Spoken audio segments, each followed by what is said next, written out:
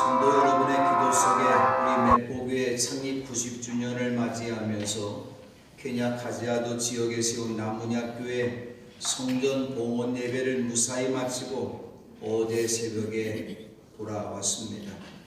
우리 교회가 90년 전에 세워진 복음의 빛을 갚기 위해서 나무냐교회 성전 건축하게 하신 하나님께 찬양과 감사를 드립니다. 아멘. 또한 나무냐교회 성전 건축을 위해서 기도해 주시고 정성을 다해 헌금해 준 모든 우리 장로님들과 권사님, 집사님들 또 교회 모든 분들에게도 진심으로 감사를 드립니다.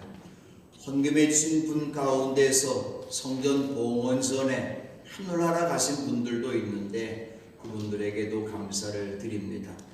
우리는 헌금만 해서 케냐에 보내주기만 했는데 이 나무냐교회 성전 건축물을 완성하고 봉헌하기까지 헌신하신 임재찬 선교사님과 황숙경 사모님에게도 진심으로 감사를 드립니다. 성전 봉헌 예배를 드렸는데 지난번에도 여러분이 가보신 분들 계시겠습니다만은 봉헌 예배가 최소한 3시간에도 4시간 정도 걸리는데 이번에는 그래도 3시간만 조금 넘은 것 같습니다. 온 성도들이 나와서 찬양하고 기뻐하면서 하나님 앞에 영광을 돌리는데 그곳에 있는 많은 분들이 참석하면서 너무너무 고맙다고, 오늘 체험맨이라고 하는 오늘 교회의 체험맨은 우리 교회로 말하면 장로님 같은 분들이 얼마나 인상이 좋은 분인지 감사합니다. 감사합니다.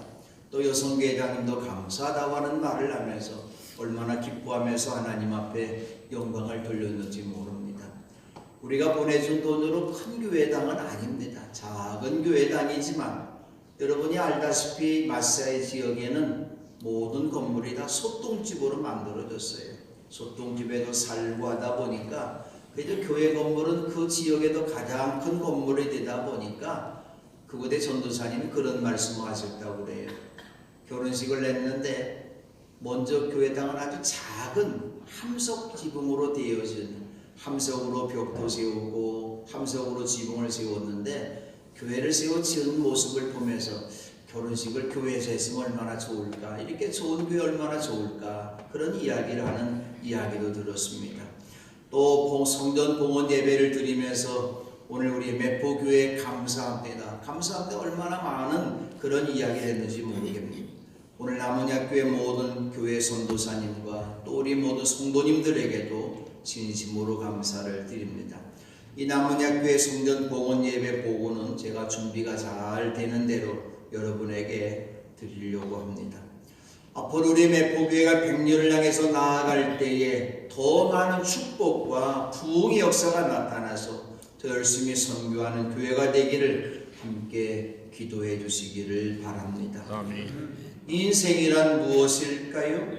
사람이 이 세상에 살아있는 동안 살아가는 시간과 경험을 통틀어서 말할 때 인생이라고 말합니다.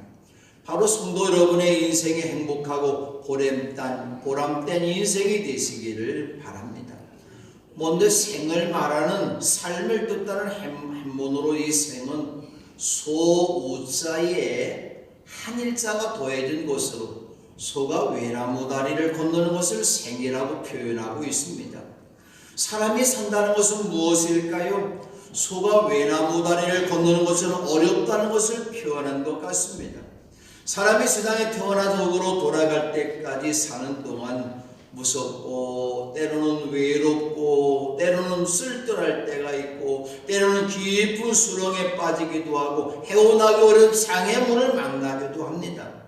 말 그대로 광야길을 걸어갈 때 있는 나그네 인생을 살아가는 것이 우리의 생이라고 하는 것이죠. 먼저 사람 인자는 두 사람이 서로 기대어 있는 곳이 있을 때 사람이라고 하는 것이죠. 하나님께서 태초에 사람을 만드셨을 때에, 아담을 만드셨을 때에 아담은 완성된 사람은 아니었습니다. 아담 혼자 있는 걸 보니까 외로워 보였다. 하나님이 그렇게 보신 것이죠. 그래서 하나님께서 이 사람을 아담을 완전한 사람으로 만드시기 위해서 아담에게서 뽑아낸 갈빗대로 여자를 만드시고 그 여자를 남자에게로 데리고 오셔서 부부가 되게 하셨던 것이죠. 사람이란 무엇일까요? 곧 남자와 여자가 서로 돕고 의지할 때 사람이라는 것이죠. 인생이란 무엇일까요? 외로운 인생, 소가 외나무단을 건너갈 수뿐이 없는 그러한 어려운 인생들을 걸어가지만 두 사람이 서로 사랑하고 서로 돕고 의지하면서 광야 같은 세상을 지혜롭게 전나간다고 하는 것이죠. 그럼 어떤 인생을 살아야만이 보람있고 행복한 인생을 살 수 있을까요? 아마 여러분 인생을 오랫동안 사신 분들이 우리 어른들이 많이 계시기 때문에 이제 내가 이런 인생을 살았으니까 내 자녀들이 이렇게 살았으면 좋겠다. 그러니까 부모님들이 자녀들에게 바라는 것이 있는 것이죠. 공부는 좀 못해도 좋다. 씩씩하고 건강해야만 자라다오. 키도 크고 멋지게 좀 자라다오. 그런데 건강에 자라면 아이고 공부도 잘했으면 좋겠다. 2학년은 1등 했으면 좋겠다. 좋은 대학에 들어가서 대학을 잘 졸업하고 돈도 좀 많이 벌어서 좋은 회사에 들어가서도 가족이 좀 윤택하게 살았으면 좋겠다. 그리고 또 오늘 이렇게 말합니다. 세상에 꼭 필요한 사람이 되거라. 오늘 교회로 말한다면 세상에 빛과 소금이 되는 사람이 되라고 말한 것이죠. 그리고 좋은 가정 이루어서 행복하게 살았으면 좋겠다. 모든 부모님들의 소원이라고 하는 것이죠. 근데 우리 영혼의 아버지 하나님께서도 우리들에게 바라시는 소원이 있는데 무엇일까요? 공부 잘했으면 좋겠다. 박사가 됐으면 좋겠다. 돈 많이 벌어서 재벌이 되고 헌금 많이 하는 것을 하나님이 바라실까요? 열심히 정치에도 좀 대통령도 되고 높은 왕이 됐으면 좋겠다. 권세 누리는 사람이 되고 그 권세 갖고 많은 사람들 다 이제 예수 믿으라고 억지로라도 권세 갖고 했으면 좋겠다. 하나님이 그거 바라실까요? 아니에요. 하나님이 우리에게 진정으로 바라시는 것이 무엇인가 하는 것을 바울사도 오늘 우리에게 말씀합니다. 항상 기뻐하십시오. 끊임없이 기도하십시오. 모든 일에 감사하십시오. 이것이 그리스도 예수 안에서 여러분에게 바라시는 하나님의 뜻이라고 말씀하고 있습니다. 바로 하나님께서 바라시는 뜻을 왜 바울사도는 이렇게 말을 했을까요? 초기 그리스도인들이 살아갈 때에, 인생을 살아갈 때에 한문으로 말하는 인생처럼 산다는 것이 항상 고난과 핍박에 외나무 다리를 걷는 것이었어요. 예수 믿으면 더 잘 되어야 될 텐데 예수 믿으니까 또 고통스러운 일이 있는 것이죠. 다시 말하면 예수를 믿는 것이 세상의 기준으로 볼 때는 축복이 아니라 저주였던 것이죠. 예수님을 마음대로 믿을 수도 없고 전할 수도 없습니다. 예수 믿는다고 다른 사람에게 말할 수가 없습니다. 왜냐하면 예수를 믿는 것이 바로 핍박을 받고 고난과 고통의 시작이 되었던 것이요, 바로 죽음을 당하는 길이 바로 예수님을 믿는 길이기 때문입니다. 예수 믿는 사람들 잡아다 죽이니까 지하 가까운 공동묘지 속에 들어가서 살고 있습니다. 독해 가보니까 대릉교에 지하 도시를 만들어서 그곳에 살고 있었던 것이죠. 햇빛을 보지 못하고 컴컴한 지하 동굴에도 살았던 것이 초기 기독교인들의 신앙생활이었던 것이죠. 바울 사도가 예루살렘 공회 직후에 2차 선교 여행을 떠나면서 암베볼리와 아볼로니아를 거쳐서 데살로니가에 이르게 됐습니다. 그리고 바울은 자기의 관례대로 늘 유대인의 땅에 들어가서 유대인들을 찾아서 데살로니가에서 3일에 걸쳐서 성경을 가지고 그들이 하나님의 말씀 예수님의 복음을 전했던 것이죠.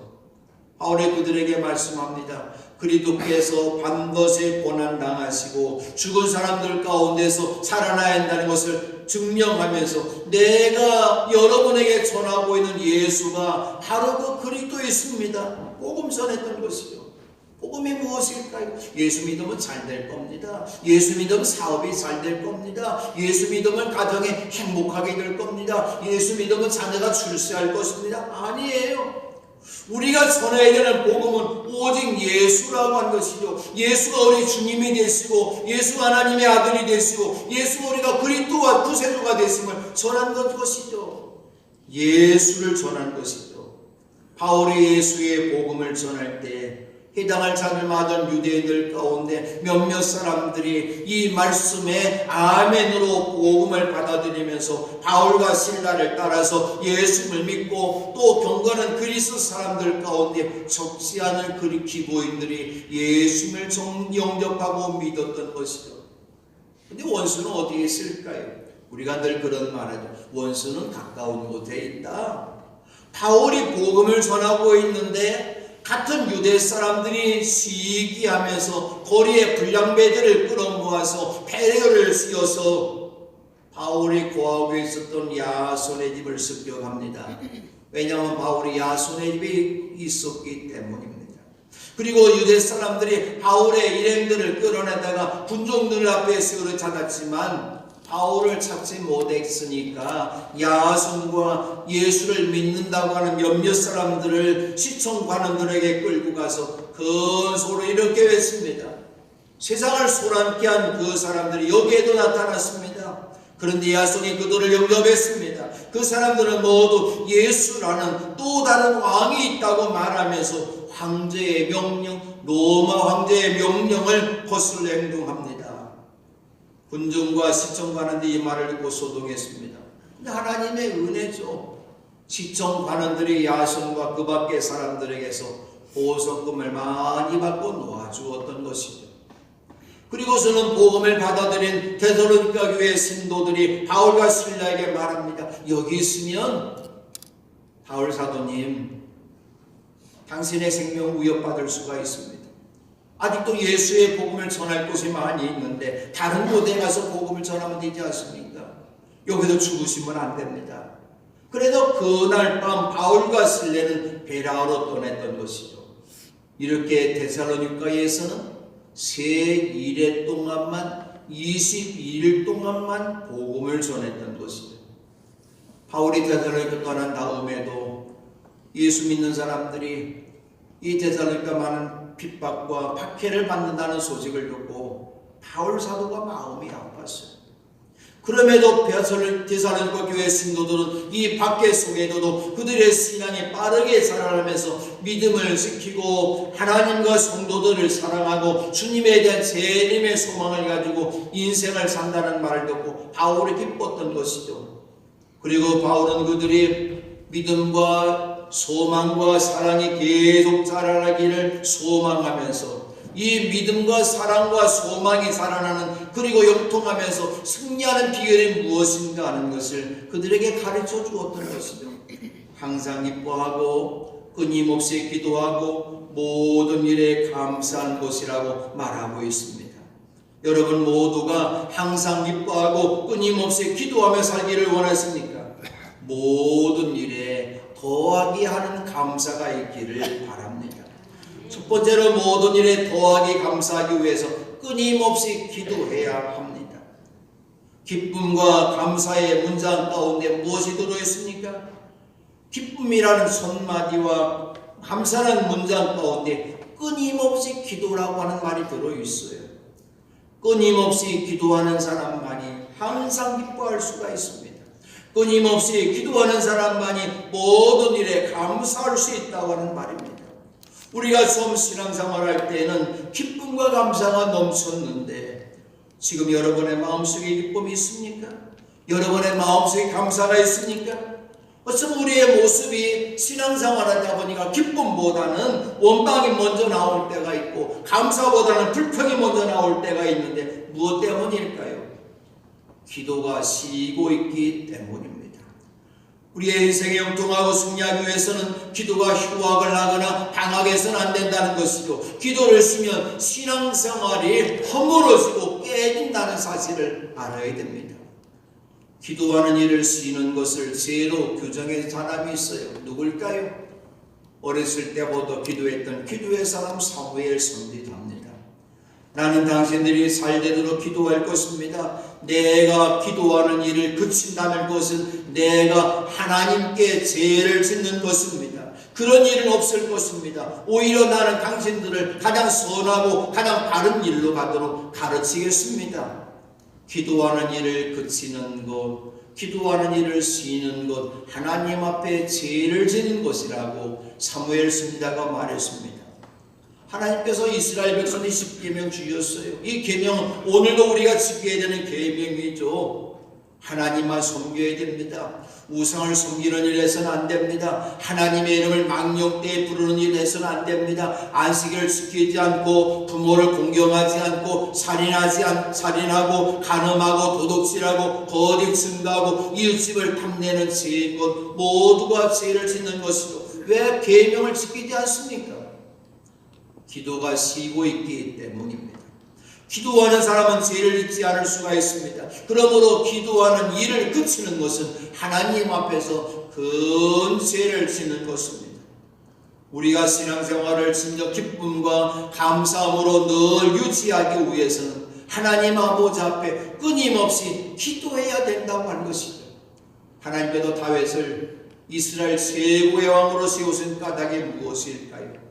그는 기도의 사람이었고 그는 새벽을 깨우는 기도의 사람이었습니다. 시편 5편 3절과 시편 57편 8절에도 다윗은 이렇게 고백합니다. 주님, 새벽에 드리는 나의 기도를 들어주십시오. 새벽에 내가 주님께 나의 사정을 아뢰고 주님의 뜻을 기다리겠습니다. 내 영혼아 깨어나라. 내 영혼아 깨어나라. 검은 고야 수금아 깨어나라. 내가 새벽을 깨우렸나? 오늘 다윗이 고백합니다. 고라 자신도 인생을 살아갈 때, 험한 인생을 살아갈 때 길을 잃었어요. 새벽 오늘 길을 잃었을 때 그가 어떻게 길을 찾았습니까? 시편 88편 13절에서 고라 자손이 이렇게 고백합니다. 주님, 내가 주님께 부르짖고 첫 새벽에 주님께 기도드리렵니다. 여러분의 첫사랑으로 회복되기를 원하십니까? 하늘의 기쁨 누리기를 원하십니까? 더하기 감사로 회복하기를 원하십니까? 먼저 새벽을 깨우는 기도의 사람으로 회복되어지기를 바랍니다. 오늘 추수감사주일을 맞이하며 지금까지 기도를 쉬었던 일들을 얘기하면서 감사를 회복하기를 바랍니다. 감사는 바로 하나님께서 우리에게 바라시는 뜻이라고 하는 것이죠. 두 번째로 모든 일에 더하기 감사를 해야 됩니다. 바울에게 우리에게 권면하고 있는 감사는 모든 일입니다. 좋은 일이 있을 때만 감사하는 것이 아니라 나쁜 일이 있을 때도 감사하는 것이죠. 감사는 언제나 더하기 감사가 있어야 된다고 하는 것이죠. 시편 136편 말씀은 36절까지 말씀이 나와 있는데 시편 기자는 한 절 한 절마다 하나님이 나에게 베푸신 은혜가 이 인자하심을 바라보면서 감사했던 것이죠. 하나님, 내게 땅을 유산으로 주었음을 감사합니다.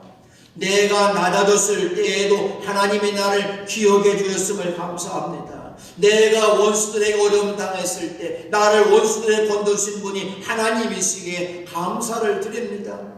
육신을 가진 내 생을 위해서 날마다 하나님이 일용할 먹거리 주셨음을 감사합니다. 한 절 한 절마다 감사했어요.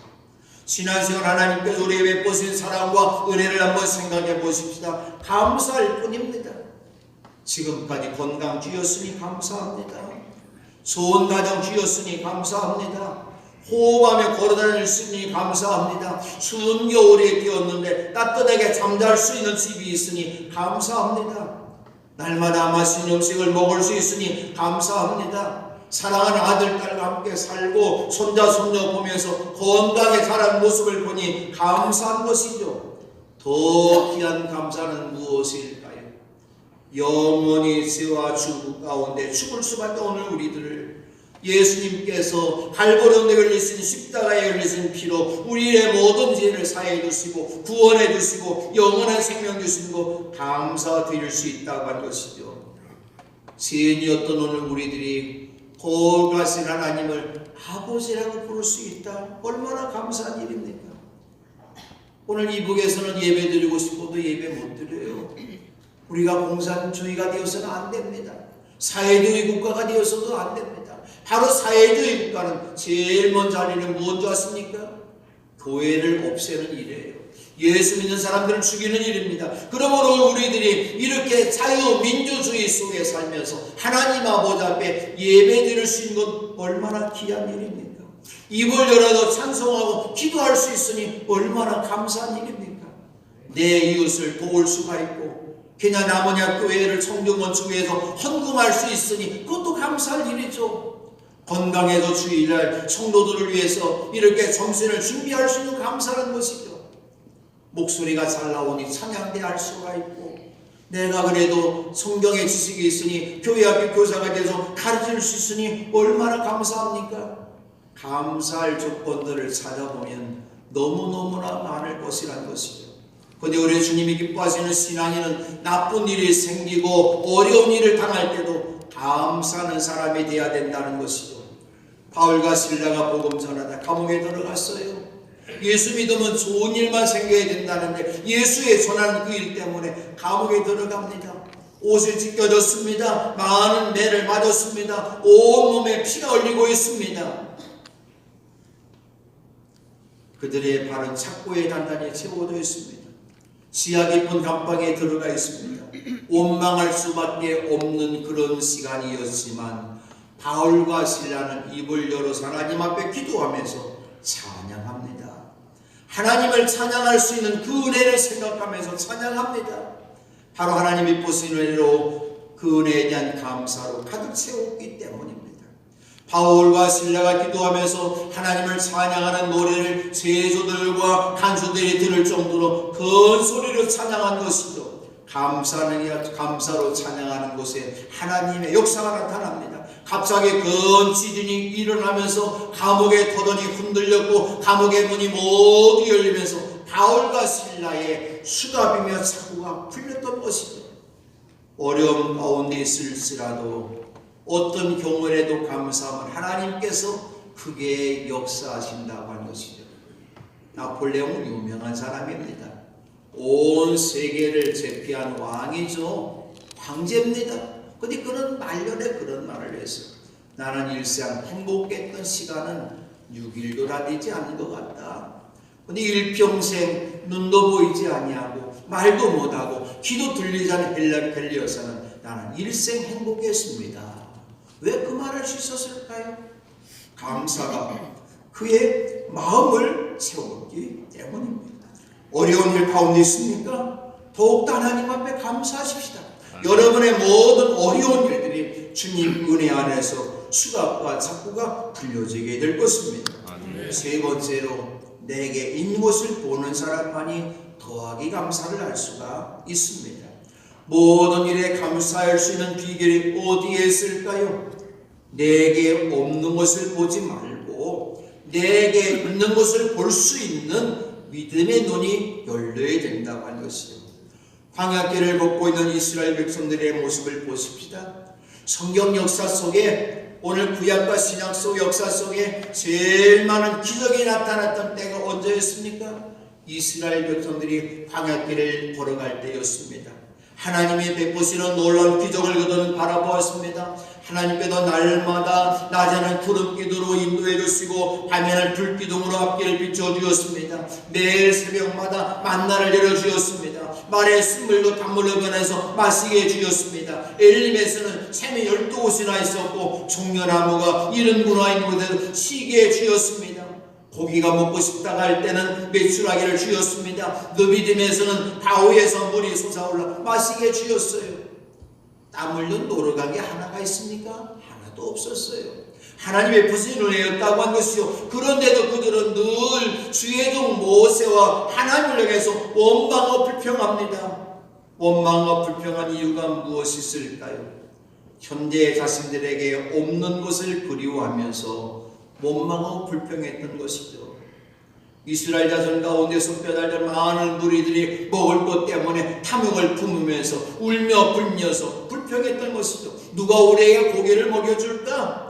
이집트에서는 생선을 공짜로 먹던 것이 기억에 생생한데 오이를 먹고 수박을 먹고 부추와 파를 먹고 마늘이 눈에 손인데 우리 눈에 보이는 것이라고는 이 만나밖에 없으니 입맛마저 떨어졌다. 하나님 베푸신 은혜의 만나를 오히려 입맛마저 떨어졌다고 불평했던 그들 결국 어떻게 됐습니까? 적과 꿀으로는 가나안 땅에 한 명도 들어가지를 못했어요. 여호수아와 갈렙 빼놓고는 한 명도 들어가지를 못했어요. 200만 명이라는 많은 사람들이 이집트에서 나왔는데 그 많이 나왔던 그 사람들은 한 명도 그곳에 들어가지를 못하고 광야에서 태어난 새로운 세대들만 가나안 땅에 들어갔던 것이죠. 무엇 때문일까요? 내 눈앞에 무엇이 없다고 불평한 것이죠. 그러나 하나님이 내게 주신 만나를 바라보며 감사할 줄 아는 사람만이 가나안 땅에 들어갈 수가 있다고 한 것이죠. 하박국 선지자의 농사를 보십시다. 쫄딱 망했어요. 수수에 거둘 것이 없습니다. 무화과에 과일이 없습니다. 포도나무 열매가 없습니다. 올레나무에 딸 것이 없습니다. 바다도 거두어낼 것이 없습니다. 물이 양이 없습니다. 외양간의 소가 없습니다. 없는 거 바라본 것이 아니라 하박국 선지자는 자기에게 있는 걸 바라보았어요. 나는 주님 안에도 즐거워하련다. 나를 구원하신 하나님 안에도 기뻐하련다. 주 하나님은 나의 쉼이시다. 나를 구원하신 하나님을 보았던 것이죠. 나에게 생명을 주시고 나에게 힘이 되시는 하나님만을 바라보았던 것이죠. 하나님을 바라보면서 오늘 하박국 선지자는 감사를 드렸던 것이죠. 지금 세계에서 가장 잘 사는 나라가 어느 나라일까요? 여러 나라를 여행에 다녀보면 그래도 영어권의 나라들이 잘 사는 것이죠. 왜 그렇게 되었을까요?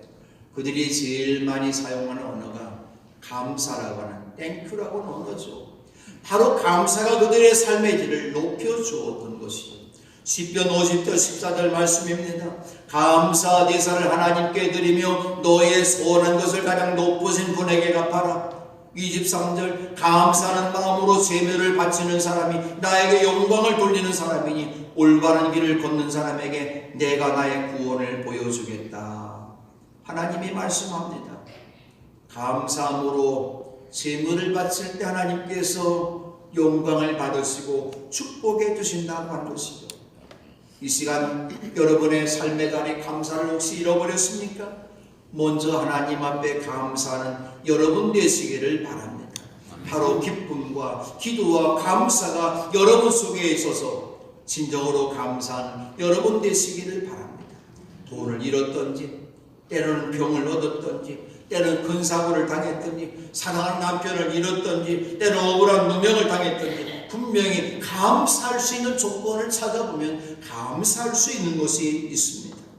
더하기 감사의 기도드리는 습관전 목사님의 감사기도 우리가 너무나 잘 알고 있는 말씀입니다. 촛불을 보고 감사하는 자에게 하나님은 전깃불을 주시고 전깃불을 감사하는 자에게 달빛을 주시고 달빛을 감사하는 햇빛을 주시고 햇빛을 감사하는 자에게 영원토록 사라지지 않는 천국의 영광을 비춰주신다. 감사는 무엇일까요? 우리의 인격과 신앙을 만듭니다. 감사는 우리의 영혼을 아름답게 변화시킵니다. 감사의 예배는 하나님이 가장 기뻐 받으시는 예배가 됩니다. 사는 성도 여러분, 오늘 추수감사 주일을 맞이하면서 하나님 앞에서 이전보다 더하기 감사할 수 있는, 그래도 더하기 감사할 인생을 살아가는 복된 감사의 사람들이 되시기를 주님의 이름으로 축원합니다. 기도합니다.